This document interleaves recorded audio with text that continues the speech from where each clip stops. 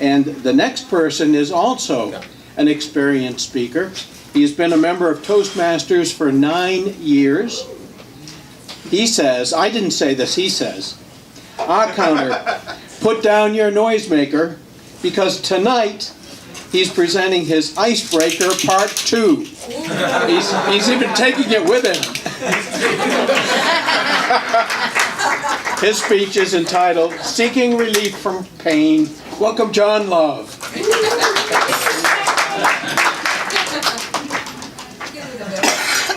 I'm going to have fun. Odds and ums, here I come. In my last speech, I shared with you the 5 reasons why people succeed.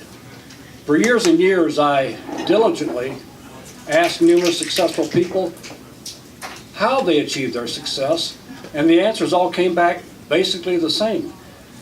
The answers all came back basically the same because there is only one formula for achieving success, and that was given us in his fabulous book, Think and Grow Rich, Napoleon Hill. After getting bored with the answers that I was getting from asking successful people how they achieved their success, I started asking successful people why they achieved their success. Achieving success is no accident. Everyone who has ever achieved success did so for a reason, and a reason that he or she was very passionate about. From asking successful people why they achieved their success, I found 5 reasons. Number 1, because they knew they could. It's a heavy burden knowing you have what it takes. Reason number 2 is because how achieving success made them feel. Reason number 3 is because they knew if they didn't, they'd be miserable and miserable to everybody around them. And reason number 4, they just couldn't live as adults the way they lived as children. And reason number 5, seeking relief from pain. Seeking relief from pain is perhaps the most documented, and it makes for some great stories. The human being of all ages loves a great story. No 5-year-old at bedtime has ever said, "Mommy, show me a PowerPoint." Oh, we love a great story. A young man named Angelo Siciliano moved to New York from Italy along with his parents. Due to his slight stature, he was picked on quite a bit as a child. A year after he moved to New York, he was sitting on the beach at Coney Island when a bully passed by and kicked sand in his face. And that was it. That was it. That was the final straw. Right then and there, Angelo made the resolve that that was never going to happen again, and he started working out and working out and working out, and built himself into what was reputed to be the finest male specimen of his day. You ladies would refer to him as a hunk. He recorded his workout regimen into a manual for all to follow, changed his name to none other than Charles Atlas, and became very successful. If you'll Google Charles Atlas, you'll find a picture of him with a cable attached to a train car and pulling that train car down the track. Angelo Siciliano became very successful seeking relief from pain. A man will never forget the day that his masculinity was demoralized. I have my own story. When I was growing up, I had this cousin named Rusty. We were about the same age. Our birthdays were just months apart. The difference being, Rusty was the perfect child, and I was not. When we started school, the great divide began to reveal itself. The perfect little Rusty, of course, made straight A's, and I, well, let me put it this way. I was in that percentile that made the upper percentile possible. We got our report cards about every 6 weeks, and every 6 weeks, my parents would start in with the same old thing. You're capable of straight A's. Every 6 weeks, you're capable of straight A's. I don't know where they got that. I never made straight A's, not even close. And even back then, I was a positive thinker. I focused on the fact that there are 2 grades worse than a C. My parents were the negative thinkers. They focused on the fact that there was 2 grades better than a C. On report card days, my mother would frequently call me stupid. She called me a dumb bunny. And in her best Southern voice, she would say, "You're never going to amount to a hill of beans." And as that lecture continued, I knew it wouldn't be long before I heard that magical name, Rusty, and how wonderful he was, and how he makes straight A's, and how he never gives his parents any trouble. What I want you to know about Rusty lectures is that they were both predictable and unpredictable. Predictable every 6 weeks when I got my report card, and unpredictable sitting at the supper table with my parents and my siblings, and we'd be talking about a whole lot of nothing when all of a sudden Rusty lecture would break out. Unpredictable. Walking to school with my father in the mornings. His business was just 2 blocks past my school, so we would walk together in the mornings and be talking about a whole lot of nothing when all of a sudden here came another Rusty lecture. Unpredictable. Riding it home from church on Sundays, when all of a sudden another Rusty lecture would break out. And the preacher hadn't even preached on Rusty.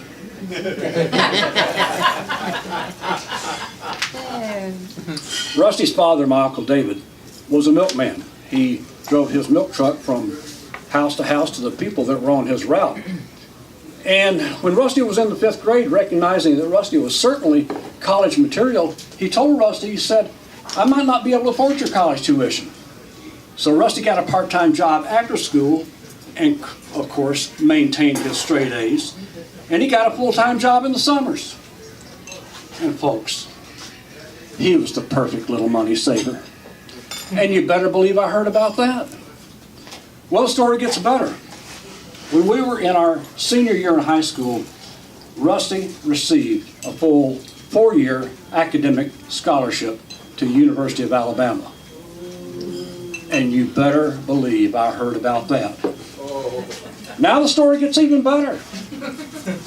Remember I told you that Rusty worked part-time during school and full-time in the summers and saved all this money that he would need for his college tuition? Well, with a full 4-year academic scholarship to the University of Alabama, he didn't need to spend all that money he had worked for and saved on college tuition. So he went out and bought himself a brand new supercharged Pontiac GTO. And you better believe I heard about that over and over again. But wait, there's more. Rusty graduated summa cum laude from the University of Alabama and got a job with a very prestigious engineering firm. And you better believe I heard about that. That was 1971. In 1975, I started my own business. I kept my overhead extremely low. And folks, I worked like a dog, 12 plus hours a day. And success started coming my way. A couple of months later, I was planning on going back home to Birmingham to spend Thanksgiving with my family. And so I called my mother and I said, "Hey, you know, just a little thanks, a little show of appreciation. I'm going to take you and Daddy to the fanciest restaurant in Birmingham." Now wait, don't look at me like that. Fanciest restaurant in Birmingham is not a contradiction in terms.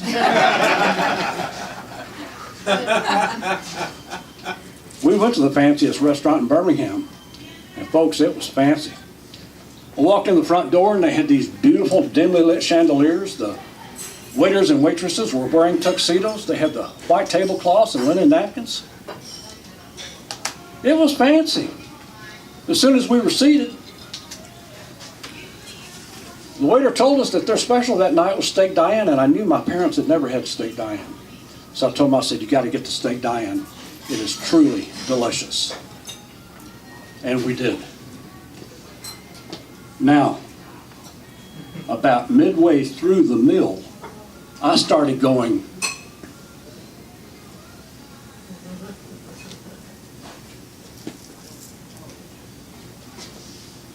and Mama goes, "Johnny, what are you doing?" And I said, I don't see Rusty with his parents here tonight.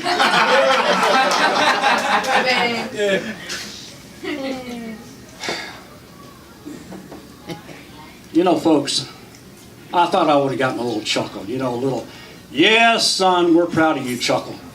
Oh, but I got nothing. My parents didn't wink. They didn't blink. They didn't flinch. The expressions on their faces did not change. They just continued eating their food as if I'd said nothing. Now, when my father was finished with a bite that was in his mouth, without looking up from his plate, he goes, "Son, that's not funny."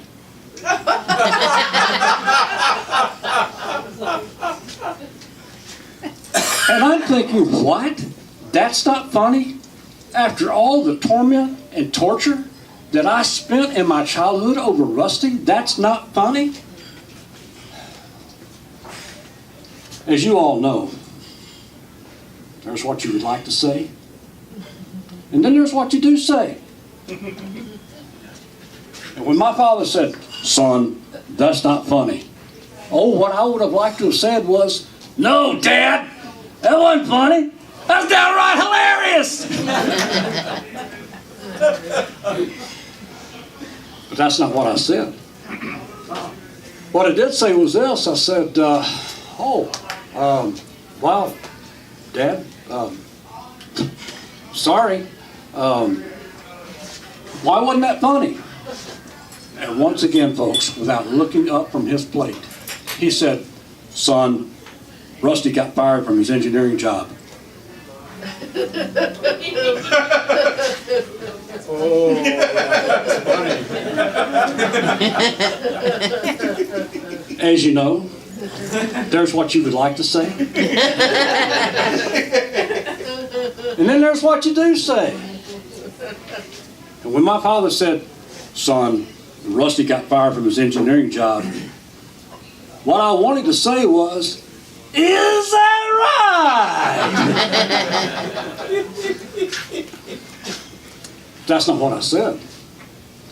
What I did say was this. I said, "Oh, wow, Dad, that's not good." I said, "What's Rusty doing?" And once again, folks, without looking up from his plate, he said, "Well, son, as you know, your Uncle David is a milkman. Well, Rusty's getting up in the mornings and helping his father on his milk truck." And I'm thinking, what? The grand and glorious little Rusty? The perfect little Rusty? Mr. Summa Cum Laude is working on a milk truck? As we've discussed, there's what you would like to say, and then there's what you do say. When my daddy told me that Mr. Summa Cum Laude was getting up at 3:30 in the mornings and working on a milk truck, what I would have liked to have said was, "Is that right?" But that's not what I said. What I did say was this. I looked at my parents and I said, "Would you excuse me?" And I pushed my chair back from that table, dropped that little napkin into my lap, and folks, I walked as calmly as I could through that restaurant en route to the men's room. And I'm just here to tell you that the stars were shining on me that night, because I walked into that men's room to find that there was nobody in there. And as soon as that restroom door closed behind me, I went, "Yes! Yes!" Now, that particular night,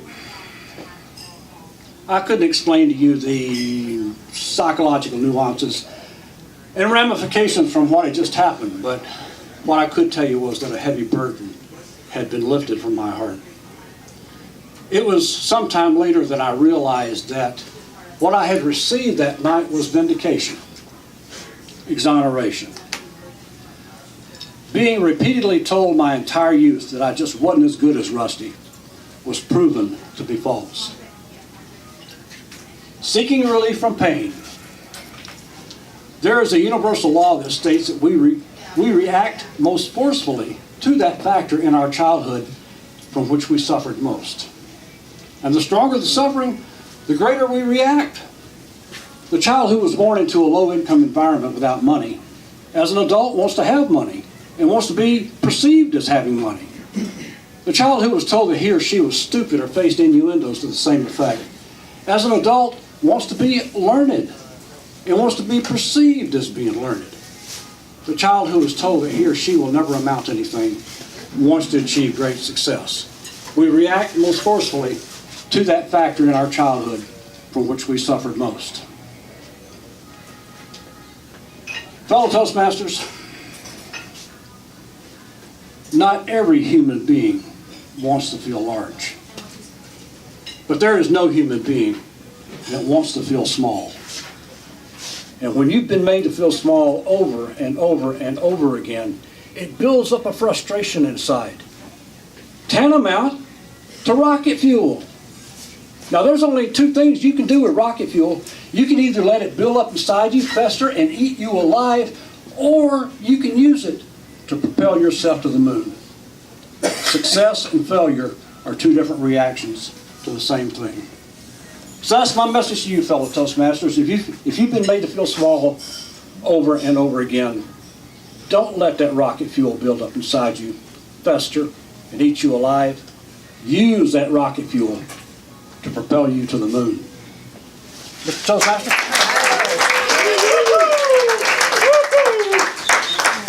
Very good.